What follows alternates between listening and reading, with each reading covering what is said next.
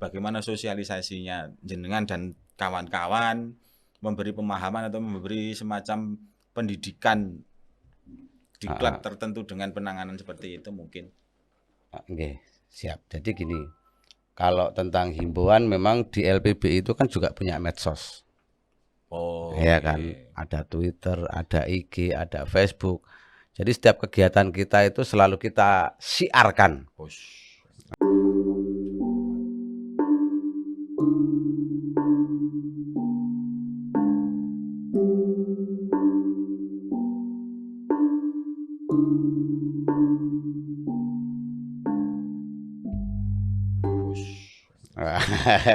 Ya pasah ya. Lah, Nek kumiarane beda rata kelas semono. tapi karena saya itu ya gitu Pak modelnya. Oh, okay. Akhirnya gampangan. Nah, kita siarkan ini loh.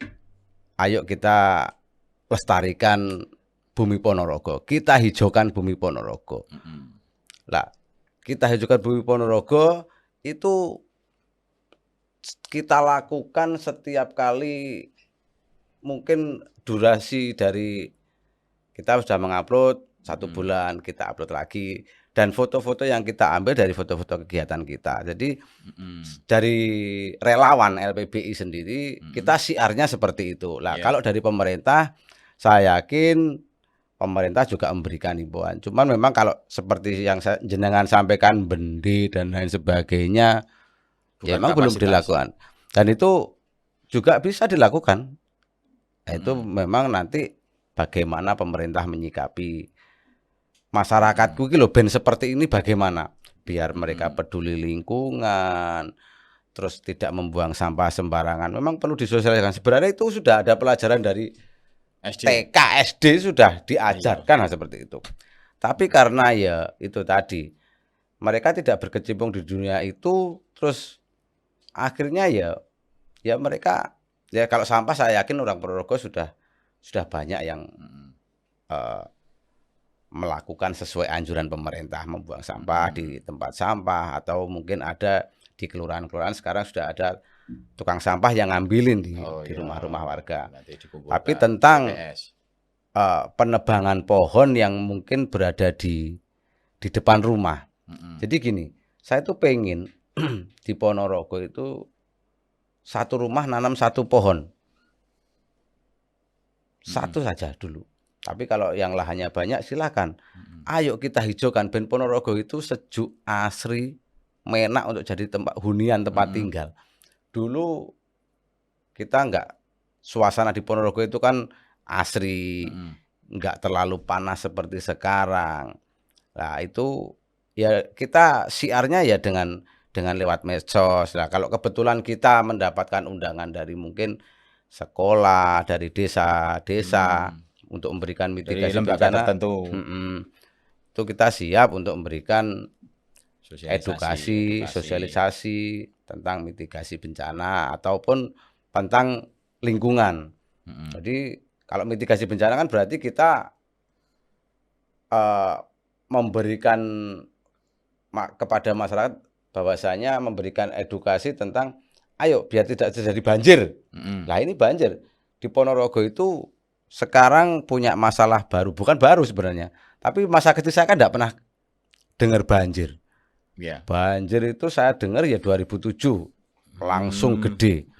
Setelah itu 2008, 2009 enggak, ya selandai-landai saja.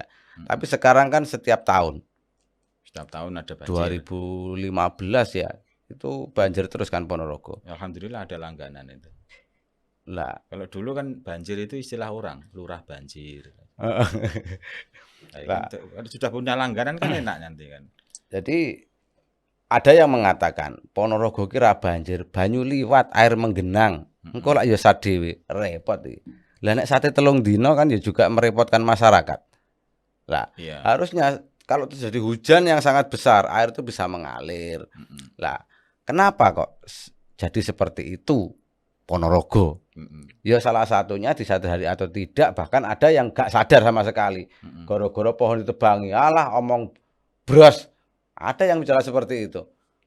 enggak banjir itu Pak, cuman airnya ngantri gitu. Betul. Lah ya menggenang terus ngantri liwat kok. Nek sampai ini telung dino Pak, apa ya enggak susah masyarakat yang terdampak sing kena banjir. Akhirnya pemerintah Ponorogo hari ini, saya melihat hari ini sudah mulai saluran dibenahi, Tambak Bayan ke utara, hari ini dikerjakan. Salurannya diperbesar, tapi kalinya ora tambah ombo. Iya. Ya itu ngantrinya di kali itu Pak, malah. Paling tidak sudah ada tindak lanjut. Jadi mungkin suatu saat seperti dulu kan pernah dikeruk kali sungai yang Sekayu. Utara Sekayu sampai Madiun. Ya enggak sih. Pokoknya dikeruk, dilebarkan biar air yang mengantri ki gak suwe-suwe nek antri. Jadi tidak menyebabkan kesusahan bagi masyarakat. Akhirnya diperlebar, terus pembebasan lahan dan lain sebagainya. Sebenarnya juga enggak pembebasan lahan sih. Menurut saya karena ini untuk kemaslahatan umat. Aku rasa ngomong tentang perda dan lain sebagainya itu bukan wilayah kami. Yang penting aku kerja berkemanusiaan, nek kejadian apa kita dari LPBI siap lillahi ta'ala, gitu aja. Sebetulnya barometernya banjir di Ponorogo ini di Patung Jarahan itu aja. Kalau Patung Jarahan itu sudah satu polok banjir, ya itu Ponorogo sudah selesai. Oke, masuk Pak. Selesai berarti kita. Nah, kita Ini satu pertanyaan aja, ini terakhir ya. Ngopi nggih? Lha monggo disiapi ket mau ora dikopeni, ora diombe. Apa dibalekne bakule meneh. Aja. Ya, satu pertanyaan iki. Mungkin dari pengalaman jenengan dan teman-teman lah, istilahnya satu tim yang pernah terjun di lapangan lah, terkait dengan rescue lah. Adakah semacam mitos atau klinik dari peristiwa-peristiwa tertentu yang pernah jenengan alami ketika jenengan turun di lapangan? Nah, misalkan ada orang meninggal tapi kok susah ditemukan. Seperti dulu pernah ada apa itu? Satu pemanjat gunung, beberapa hari nggak ditemukan, akhirnya pendaki itu diturunkan beberapa tim SAR dan lain sebagainya, kok nggak ketemu enten sing sampai memakai mediator atau mediasi dengan alam yang sono lah. Pernahkah jenengan menemukan hal seperti itu, atau tim-timnya jenengan mendapat pengalaman yang istilahnya ya di luar kewajaran gitu? Pasti Pak. Jadi di saat kita melakukan rescue, entah orang hilang, orang menghilang, orang balik-balik, orang hilang di sungai, orang hilang di gunung, terus orang kena longsor, itu dari pihak keluarga ataupun orang yang peduli tiba-tiba meminta orang pintar lah, membawa orang pintar untuk ikut membantu dengan caranya mereka sendiri. Dengan caranya mereka sendiri, mungkin ada yang bawa bunga ditaburkan di lokasi, mungkin yang tenggelam, kita cerita tenggelam dulu, di lokasi tenggelam, terus akhirnya ngomong ke tim SAR, Pak, ini tidak jauh, ngatain itu. Akhirnya ya kita sendiri sebagai tim rescue yang memang bertugas untuk mencari, ya tetap kita menyebar tim. Jadi menyebar, karena kan banyak tim SAR yang di Ponorogo ini. Ya bukan, kalau mencari orang hilang di sungai, orang hanyut itu kan pasti banyak lah, lebih dari 20 orang. Ada yang bawa perahu, kita lakukan searching, jadi perahu karet. Nah, kadang orang melihat teman-teman searching perahu ngeboh menggok dengan kecepatan tinggi. Wah, masyarakat ada yang komentar seperti ini. Lah kayak kon goleki lek kok malah ngeboh arep pamer skill piye. Di saat itu juga ada sih ngomong ngono. Komen biasa lah, komen biasa tujuannya. Yaitu yang searching, memang yang searching tugasnya gini. Kali itu diaduk dengan perahu itu, kan akhirnya menimbulkan ombak yang sangat besar. Jadi kalau ada korban itu di bawah, mungkin kecantol, akhirnya bisa lepas, bisa ngambang sendiri. Jadi kita kan nggak tahu. Biarpun kedalamannya 3 meter, kita renang, kita menyelam 3 meter, itu kan susah nyari. Karena di dalam juga gelap, biasanya gelap, pandangan mata kalau bisa kita ngelihat cuman paling 1 meter lah.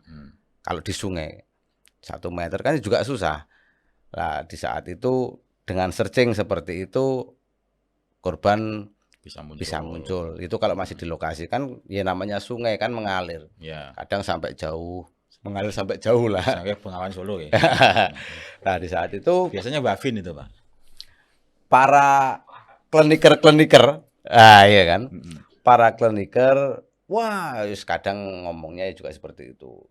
Nggak sampai mana, nggak ada, cuman gini. Ada yang ngomong, wah, nang lokasi kuburan ya. Arahnya mudun. Yo, arahnya mudun. Nah, di saat itu, ya kita nggak menyangkal. Jadi, nggih Pak, tetap kita cari.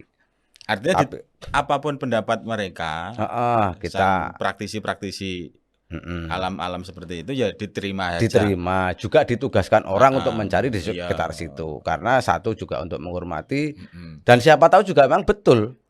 Karena ya kita sebagai makhluk yang berakal dan bernyawa. Oh ya diakal ya? Enggak lah Pak.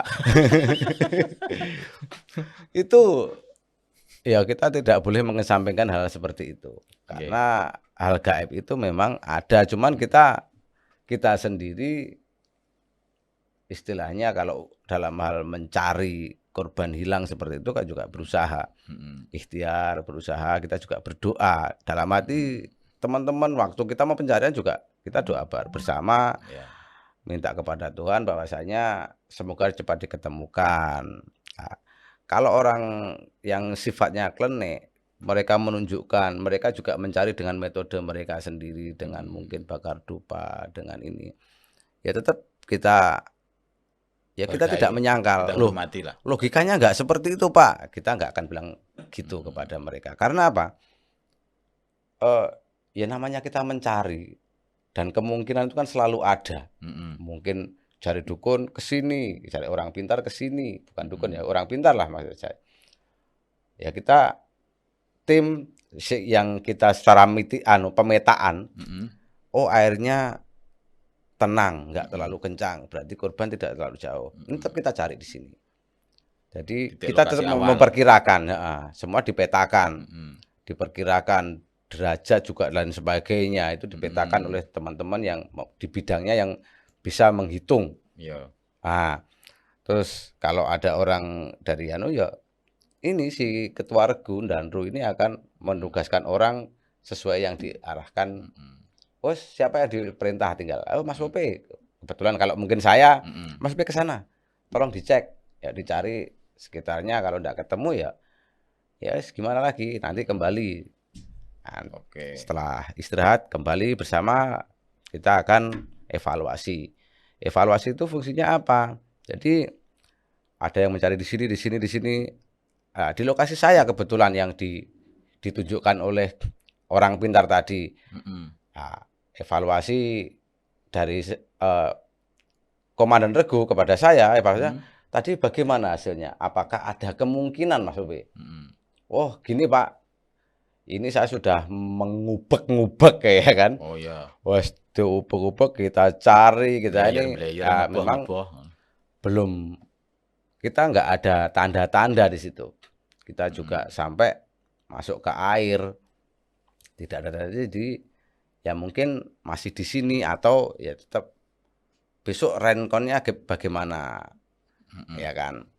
Oh di sini kok enggak ada, geser ke bawah, ke bawah, ke bawah, ke bawah seperti itu. Semakin menurun mengikuti air mengalir. Terus kebetulan jarak 500 meter air itu deras di situ. Itu ada yang ditugaskan cuman beberapa orang, 2 orang, 3 orang. Kalau sudah terjadi 5 hari. 5 hari dicari di lokasi nggak ketemu, kalau memang airnya jarak 500 meter itu deras, berarti langsung ditugaskan ada yang menunggu di bawah. Ngedam. Atau di dam, atau jarak radius 10 kilo ada yang nyisir. Cuma naik motor, dilihat siapa tahu. Kalau 5 hari kan sudah muncul. Iya. Jadi Jadi gini, korban tenggelam itu kan banyak orang yang mengatakan, "Sik didelik nih Mas." Itu ya kan. Sik didelik nih Mbah sing bau reksa. Ada faktor X yang mendelikkan. Ada faktor yang mendelikkan. Nah, di saat itu ya kita tetap oke lah tidak menyangkal. Tapi memang logika kita sebagai tim rescue kan kita tetap main hitung-hitungan. Orang meninggal dalam waktu 1 hari di tenggelam, itu logikanya memang orang tenggelam itu pasti dia akan dasar dulu. Setelah 2 hari, hari kedua sore, jadi melewati 2 hari lah, itu akan terjadi penggembungan, jadi pembusukan. Akhirnya mengeluarkan gas seperti itu. Akhirnya orang kan kalau meninggal kan mesti gembung, melendung. Nah, gembung seperti itu kan dalamnya gas. Karena orang sudah meninggal, akhirnya banyak bakteri yang menciptakan gas dalam perut. Akhirnya muncul. Jadi 2 hari biasanya sudah muncul, tapi muncul belum full. Setelah 3 hari bisa full. Jadi full itu sudah ngambang total. Kalau 2 hari biasanya cuma ngambang sedikit, kayak melayang di dalam air. Tapi kalau misalkan airnya jernih kan ya kelihatan, pasti kelihatan. Di situ. Makanya klenik mereka ya rata-rata di awal-awal pasti ngomongnya ini baik atau itu kalau urung muncul memang belum waktunya muncul, memang di hari pertama itu belum waktunya muncul karena orang tenggelam pasti kalau ini biarpun 3 hari, 4 hari, 5 hari, kalau perutnya jebol mungkin waktu kena banjir, terus dia kan hanyut, kena mungkin barang tajam seperti ranting yang tajam, carang-carang seperti itu, akhirnya perutnya jebol. Bisa juga tidak bisa naik, tidak mengambang, karena massa air sudah masuk ke dalam tubuh. Jadi gas itu fisika. Gas itu sudah nggak bisa tertampung dalam perut kan. Ya kalau cuman di tangan seperti ini memang ini juga ikut menggembung, cuman rongga yang terisi gas itu paling banyak kan di perut, di wilayah perut. Makanya kadang ya tidak muncul. Kalau udah jebol seperti itu tidak muncul atau mungkin nyantol. Wah, nyantol malah sulit lagi tuh. Jadi mbae ya ndelikne ya nyantol ke. Mbae ndelikne lah. Terus kalau tidak ketemu kadang ya dunia klinik mengatakan memang dijaluk lah, repot. Kadang kita juga kasihan dengan keluarga. Keluarga sampai jasad tidak ketemu gitu kan kita beban sebagai tim rescue. Kok ora iso nemokne, bukan kita itu kita ikhtiar semua. Kadang wah tim saring ini dikongkon goleki rono inyik-inyik. Ngalih akhirnya sampai sekian hari ndak ketemu terus. Kalau sudah 7 hari kan close. Pencarian ditutup karena secara logika kalau orang tenggelam 7 hari kan sudah gembung, harusnya sudah naik. Akhirnya tim SAR ini kan tidak punya gambaran. Kalau sungai kan selalu berarus, iki wis ngampe tekan laut apa urung kan juga tidak jelas. Karena kalau kondisi air mengalir terus, ini bisa loh. Kemarin ya bukan kemarin, dulu ada orang tenggelam sampai ketemu di Bluro, Jawa Tengah. Bluro Jawa Timur atau Jawa Tengah ya? Di sandinge ngono lah. Jare atuh teko Palu. Iki lucu iki kan. Teko Palu jare Jawa Timur. Toh. Cekan. Jawa Timur. Bojonegoro, masa Allah kleru Pak, kleru. Maaf, Bluro Jawa Tengah. Bojonegoro. Ora apa-apa. Iki ora ilmu sejarah ya, Kak.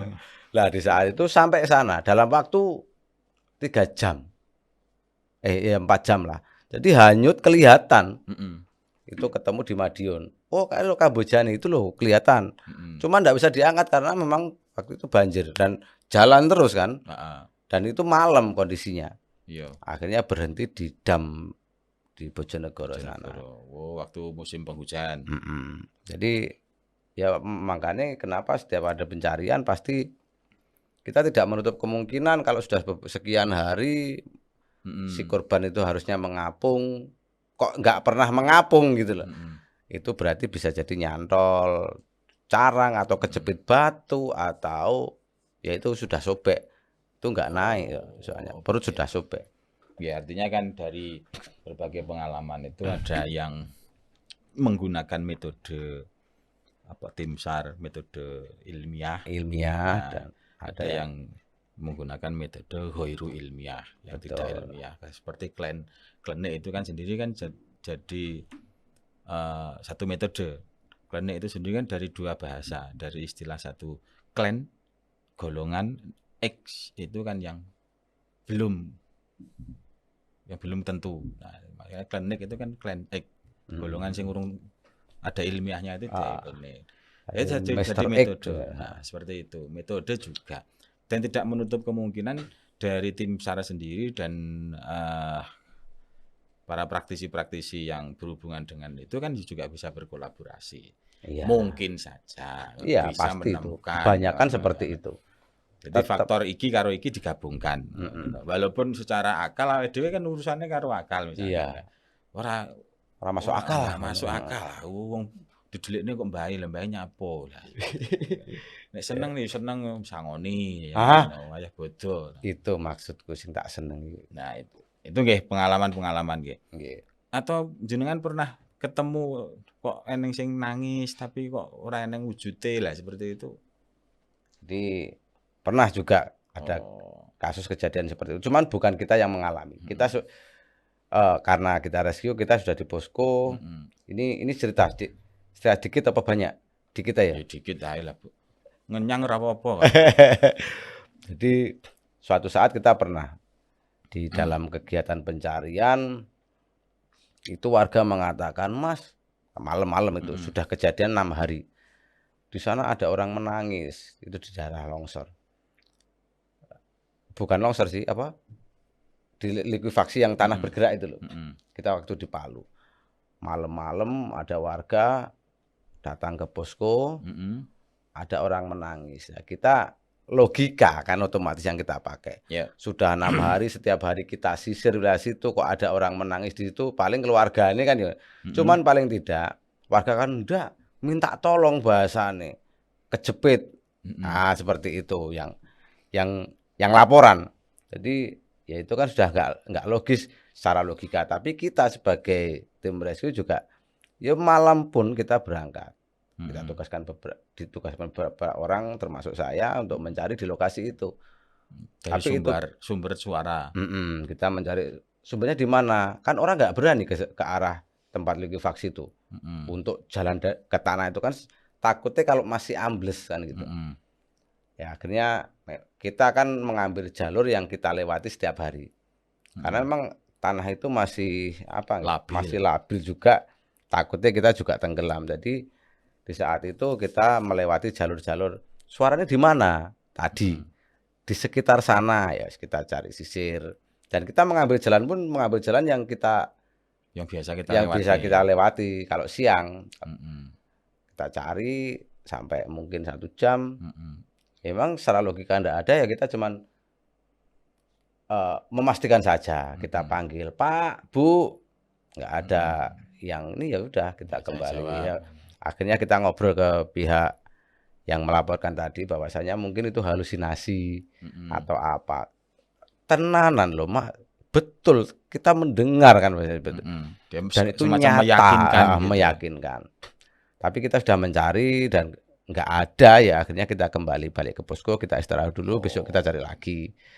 Akhirnya seperti itu. Jadi kejadian klinik itu kalau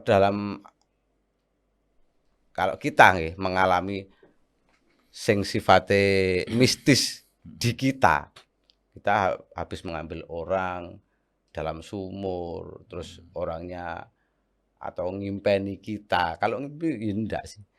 Terus atau mungkin muncul depan kita, matur suwun apa piye, enggak. Kita mengalami itu enggak memang. Cuman kalau dari masyarakat yang banyak yang pernah menyampaikan seperti itu kepada tim relawan kami. Pernah ada yang ya mungkin ada dari teman-teman kami juga mungkin yang memang dia mampu berkomunikasi seperti itu kan. Kalau memang bahasa mereka, "Aku iki iso aja nih." Cuman kadang waktu kita gak iso, nggak muncul kalau waktu diminta untuk muncul. Ya cuman kita nggih ngono tok akhire. Heeh. Tulung ngono aku. Lah aku ning mburimu. Aku malah melayu Pak lek ngono. Ayo, aku kecantol, sarang. Nah, bisa Seperti itu. Ya itu kan istilahnya tidak bisa kita pungkiri Pak. Ya. betul. Karena kita berhubungan dengan ya alam nyata, ya alam nggak nyata. Ketika ada satu peristiwa, misalkan bencana alam, sebetulnya kan dari peristiwa seperti itu kan kita bisa mengambil pelajaran. Kenapa bisa terjadi bencana? Makanya di Jawa dulu itu kan kenapa asri? Ya karena masyarakatnya itu selalu bersahabat dengan alam. Alah, mereka masih nguri-nguri. Nah, ya seperti itu kan. Nah, karena bersahabat dengan alam, alam pun juga bersahabat dengan Kita, betul. Makanya itu yang benar lagunya Ebit GAD itu, Pak. Ya. Jajal coba nyanyi Pak. Dulu sampean vokalis kita loh. Oh, coba guys. Iki tugasnya kita beda. Podo nyekel mikir tapi orang nyanyi, Pak. Oh, tak gitaring ya. Kita kurang gowo ketika gatel sama. Nah, seperti itu kan. Akhirnya kan alam itu juga bersahabat dengan kita. Kita waktu dulu itu ya masyarakat masih nguri-nguri seperti itu. Sebetulnya manusia sendiri bisa bersinergi, bisa berkolaborasi, bekerjasama dengan alam. Nah, ketika terjadi longsor, nah sebetulnya yang salah itu bukan alamnya, bukan apa tuh, bukan dari peristiwa longsornya itu sendiri. Akhirnya kan ya yang salah dari manusianya sendiri, gitu. Oke, ya, itu menurut dari pandangan kami sebagai praktisi JRA atau praktisi rukyah lah, gitu. Ya kita apapun yang terjadi di muka bumi ini, kalau tidak sesuai dengan sistemnya, itu yang salah ya dari manusianya sendiri. Karena dalilnya juga ada. Ini tak dalil ya. Oke, monggo. Nah, Aku ya bener. Nah ya. Zaharul fasadu fil barri wal bahri bima kasabat aidinnas. Iki ra kena dibaleni iki. Rekaman rada angel. Nah, seperti Oke, itu. masuk. Dan Lanjut. kerusakan di bumi ini, ya, baik itu di lautan, di daratan, dan di gunung dan lain sebagainya itu ya akibat dari ulah manusia itu sendiri. Seperti hanya kekeringan. Sebetulnya kalau kita itu ya dari dulu ora gampang-gampang gawe apa-apa dengan kayu. Akhirnya kan ya kita ganti dengan konstruksi yang lain. Akhirnya kayu tetap aman, hutan tetap aman, gunung tetap aman, dan air tetap bisa mengalir jernih. Seperti itu kan. Ikan pun sekarang orang nggon kali, Pak. Nang akuarium bareng. Kolam pancingan, Pak. Saiki wong mancing ning kali alah nunggu rong dina rong bengi gak metu Pak. Nah, seperti itu. Nah, itu kan mereka itu sebetulnya yang masih eksis pengen mempertahankan bersahabat dengan alam, tapi alam sendiri sudah dirusak oleh manusianya itu sendiri. Nah itulah kita dari praktisi JRA itu masih memandang ternyata kembali ke alam, back to nature atau angel. Ilatku kan dari misalnya sudah dibawa. Sekarang sudah makan roti Pak ya. Ya jadi ya dagingnya panggah Pak, sego tiwul Pak. Tapi tiwulnya impor. Nah seperti itu Pak nggih. Dari kami menghimbau kepada masyarakat Ponorogo di musim pancaroba seperti ini ya hati-hatilah. Walaupun tadi Ponorogo diguyur hujan, tapi tidak menutup kemungkinan di beberapa wilayah Ponorogo itu masih terjadi kekeringan. Karena dari air sendiri debitnya sudah sangat memprihatinkan Pak. Betul. Di beberapa wilayah kan juga ada dropping air minum atau air bersih. Seperti di wilayah Ponorogo bagian barat. Yang kemarin di mana tuh di Bandaran yang Bodegan itu juga terjadi kekeringan. Selaung. Nah, di Selaung juga. Itu yang mereka sendiri kan sudah mengalami kekeringan. Makanya kan hati-hati. Manajemen air juga perlu, jangan bakar sampah sembarangan daripada nanti terjadi bencana terus akhirnya merepotkan dari warga atau orang lain seperti itu. Nek ngerokok ya ngerokok tapi ya tahu tempat nek membuang rokok gitu aja. Betulnya. Nah, gitu. Kalau buang ya sekalian satu slop gitu aja nanti. Sekalian becek. Dan seperti itu himbauan dari kami dan jangan lupa ikuti channel kita di channel Jagongan Suwuk JRA Bathara Katong Ponorogo. Bagi panjenengan sedaya yang menginginkan air rupiah yang sudah jadi, silahkan hubungi JRA Bathara Katong. Insya Allah airnya sangat bermanfaat untuk kesehatan. Ini air yang sudah didoakan akhirnya sudah dibacakan Al-Qur'an, bermanfaat untuk menghilangkan penyakit medis dan non medis panjenengan sedoyo. Insyaallah sangat berkhasiat lah. Yang penting tujuan kita adalah membacakan Al-Qur'an ini adalah untuk kesembuhan jenengan. Kesembuhan itu hak milik Allah, kita sudah berusaha semaksimal mungkin. Dan terima kasih Mas Popey sudah hadir di studio kami, studio Chapter. Semoga ilmu panjenengan juga bermanfaat untuk semuanya, terutama warga Ponorogo dan sekitarnya, dan siapapun yang melihat channel kita ini. Dan cukup sekian dari saya, mohon maaf atas segala kekurangan. Wallahu muwaffiq ila aqwamit thoriq wa afu minkum. Wassalamualaikum warahmatullahi wabarakatuh. Waalaikumsalam warahmatullahi wabarakatuh.